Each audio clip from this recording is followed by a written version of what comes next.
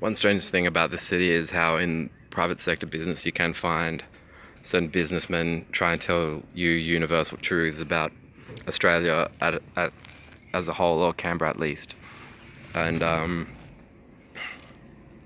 you realise it's all part of their barter, essentially. I also think about those science points that get raised where they say that women are particularly good at telling things about people's morals on the basis of their eyes or their face.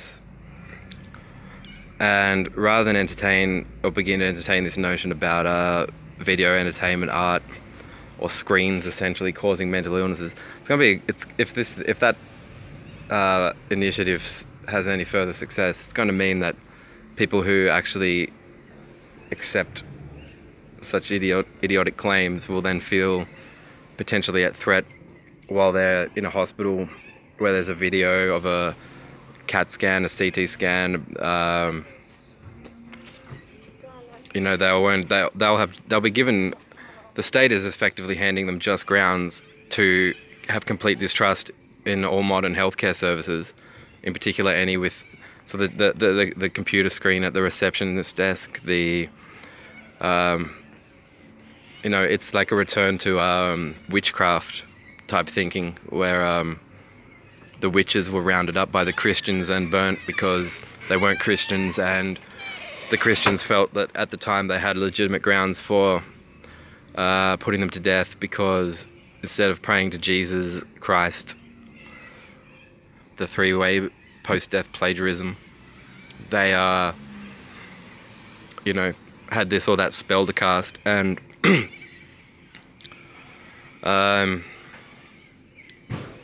it's also, anyone capable of any sort of conversive thinking is also going to realize certain things about the labs, even the physical structure and outlay of the labs from which these studies have even been conducted. It's just pathetic. Why they even tried it, I will never understand. But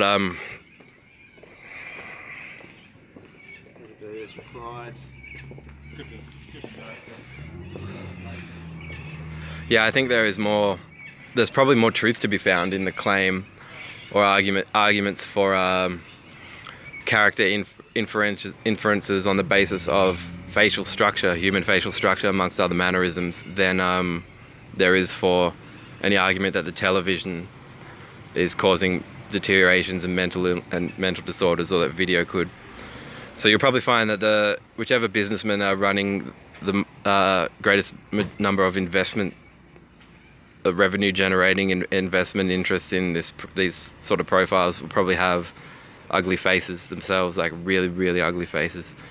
I'm not claiming that's a universal yet, because you can also point out things like some of these young men and women, like there was a religious woman who thought that God told her one morning to drown her children in a bathtub, and she's just in court giving her testimony, saying, like she's even crying at the time, and she's saying, well, God told me just drown your kids.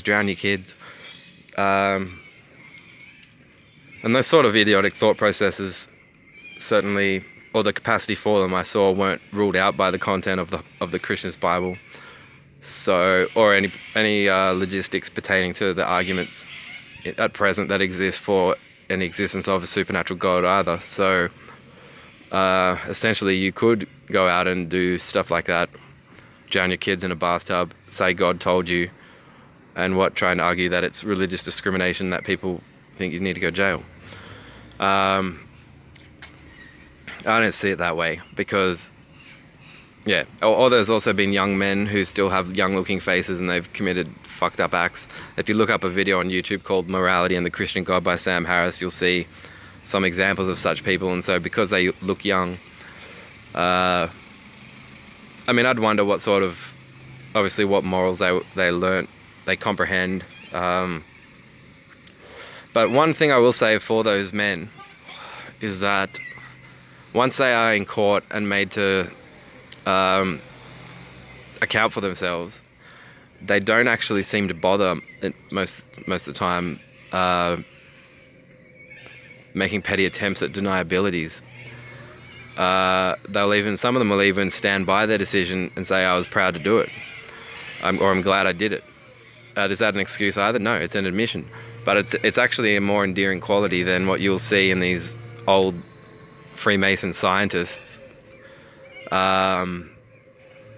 who have the ugly face, have the stupid beliefs, have the prominent pharmacy job, and they will try and say anything. Absolutely, I've spent time studying these minds, and they can. I'm not anti-pharmacy. I'm not even anti-capital chemist. I worked for them for 9 years, and one sore spot on my upcoming reports, or the compilation of them, will. One tough concern has been naming the names I have to name, and whether those people will go, well, can we discuss resolving this matter in private rather than the business being named in the process? Or, like, are you going to name us as the two founders of Capital Chemist? Or are you just going to have us personally appear to discuss charges and such and such? And a part of me does not want to at all have people go, oh, because I worked in the company too. So, yeah, that means the issue I had to face constantly was, well, and other staff in the business could even tell that I did not want those two fucking owners talking to me or even thinking of me fucking ever. But they are maniacs, and it actually factors in. My book was going to detail theoretical types of characters in society where we know in the case of known religious criminal offenders that they can. I mean, there's the contrast between, you know, that woman who drowns her kids in a bathtub because she thinks God told her, and if Queen Elizabeth was wise to have UK or Australian military forces storm foreign countries and kill a bunch of foreigners because Elizabeth II thought that God and Jesus were telling her, and she thought that hanging Rolf Harris's painting in Buckingham Palace would be a smart move too, because one day he might show her his extra leg. And so anyway,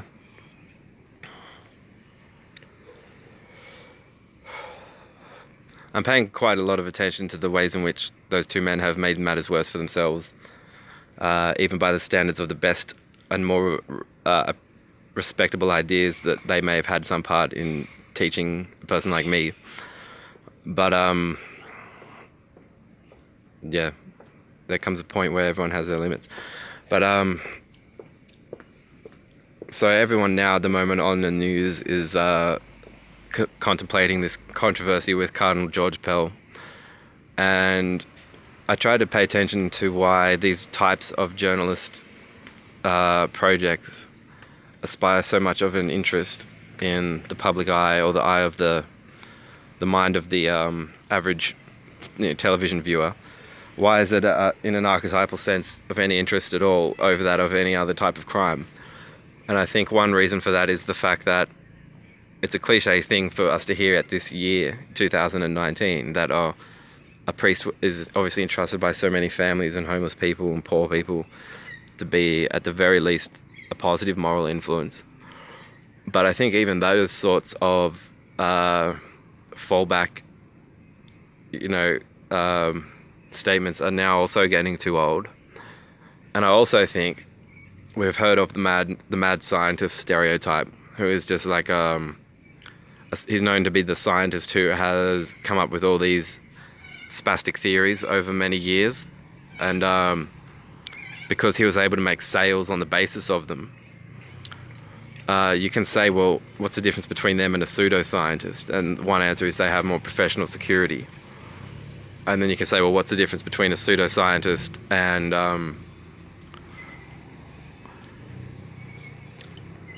well, actually, pseudoscientific arguments do apply in the case of the two that I have had to contend with. And so if you can imagine a world where a man like Cardinal Pell had access to... Sam Harris has spoken about this matter, particularly with a focus on Muslim terrorists, where he says, we're approaching a time now where 21st century weaponry is going to be in the hands of people who still have not left the Bronze Age in terms of their moral comprehension. So they'll think if they blow themselves up on a bus or a van, they'll get 72 virgins in paradise. And if they, all these sorts of concerns. And the principle of most of the arguments for why they've been maniacs actually do, in all seriousness, apply to the minds of Gary Cairns and Roger Tall, who are the Freemasons who co-founded the Capital Chemist franchise. As far as the future of the franchise itself goes, I know what it's like, or can be like, to break away from,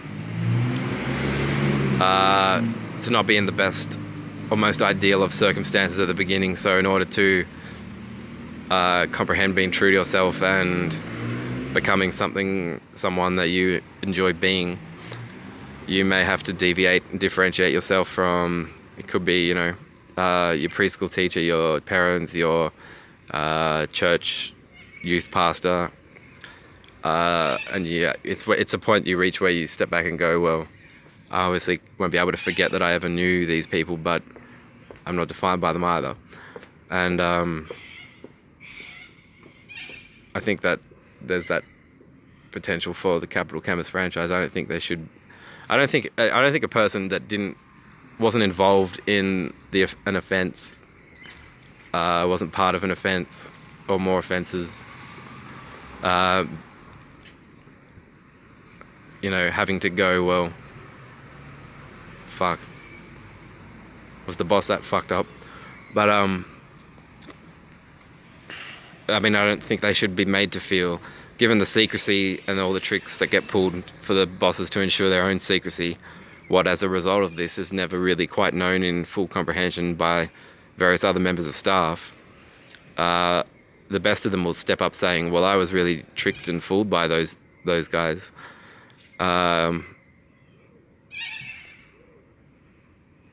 But yeah, so the prototype character that I will sort of bring into this book will be about what can happen if you do have the cross between, or the hybrid of, a religious delude, a theistic religious delude, but they also have certain science qualifications and degrees and own certain businesses and have all this professional securities that go with that sort of a prominent position. So at certain times they're very reluctant to teach anything scientific to anyone that they've admitted their religion to, or they'll admit their religion to certain other people but not teach certain scientific things to them, and you end up counting all of those sorts of exchanges. And so I guess the sort of question for that I want people thinking about is like, how many other Cardinal George Pells are there who you don't know about, because and not only do you not know about them, but they have better business connections than any leader of any church. I think it's a good thing when men like Cardinal Pell do have to front up or Rolf Harris. But this Freemason church, they will get off on the fact that amongst the theistic religions, they're known to be the most secretive.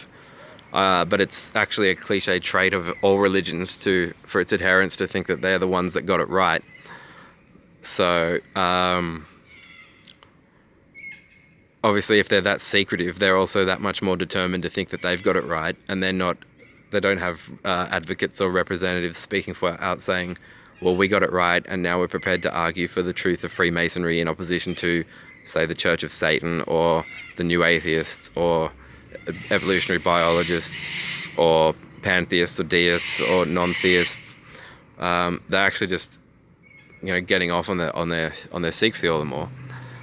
So my book will explore what sort of offences that I know can be perpetrated by such people, and raise questions that I hope interest the reader as to what else they're capable of, unless there is some serious, not just counter-conversational pressure applied to them, but that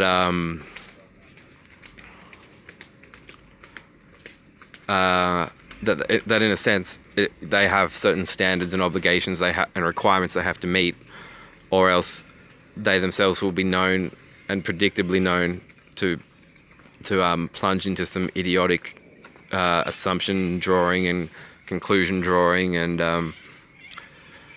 it'd be like the Freemasons differ from the Christians, and I think compete with them on the grounds that Lucifer is more real than God, or something like that. And Galileo was saying, well, Earth, by all my calculations, Earth is rotating around the sun, and the church was saying in his day, well, no, God put the Earth at the center of the universe, so we won't accept what Galileo is saying. But then you've got this Freemason church, and I think if they were around at the time that Galileo was researching what Galileo's theories, the church would be there saying to Galileo, no, Earth is at the center of the universe, it's not rotating.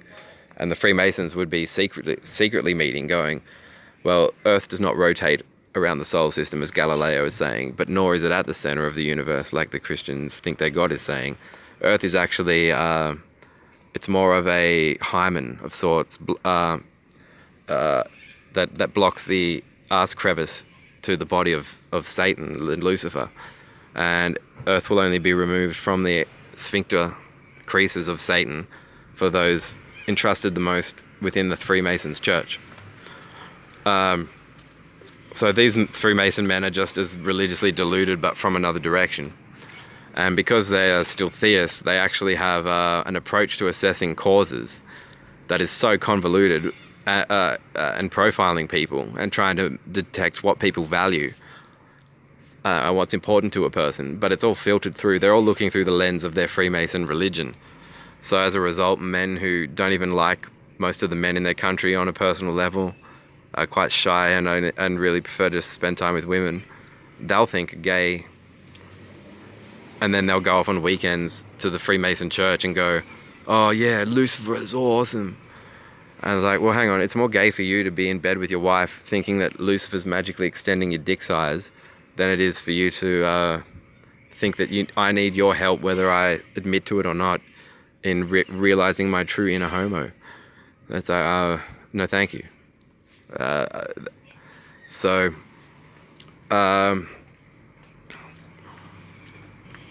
there's the legal mumbo jumbo, and then there will be the book, and I have to spend time working out how much in the book is appropriate to elucidate in full detail, but I do want to make sure that sorts of known miscalculations, that are only backed up by not only no apology, but further attempts to make life difficult for people they've already made mistakes on. So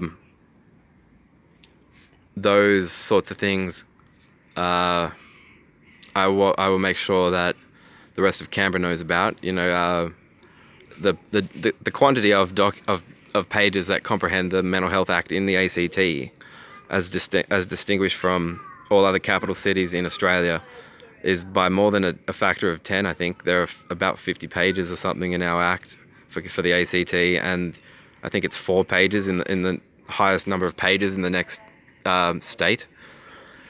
So does that mean there's a better level of service here, or does it mean there are more undetected, unprosecuted scams being pulled off?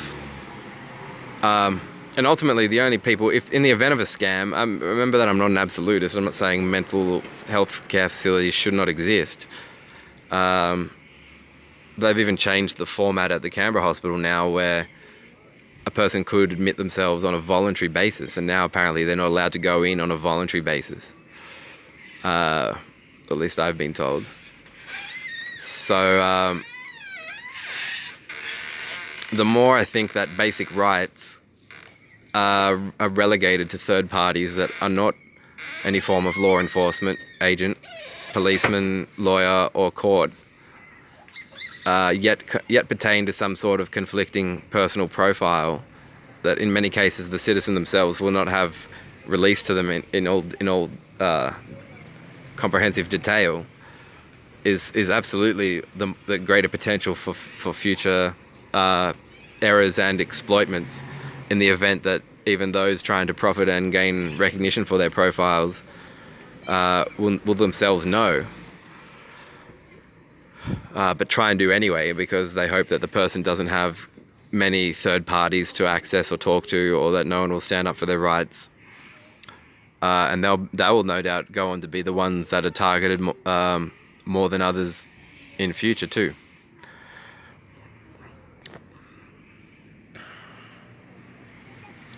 So yeah, when you look at a religious criminal like this mother who drowned her kids in a bathtub because she thought that God was telling her, that sort of same stupidity, as heartbreaking as a case like that is, those kids didn't get the chance to even realize their mother was a religious idiot.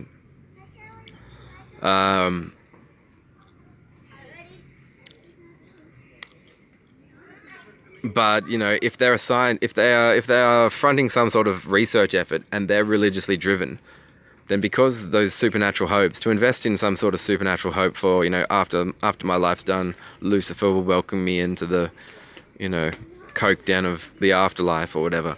If they're actually hoping and holding out for an afterlife, and they're scientists, and they have admitted that they have made a mistake, and they don't back off, and they don't say, we've acknowledged our mistake, now we'll try and at least morally, officially acknowledge our error, but persist in still trying to diminish the quality of life of those, even if they failed to gain recognition for their own admittedly ludicrous profile.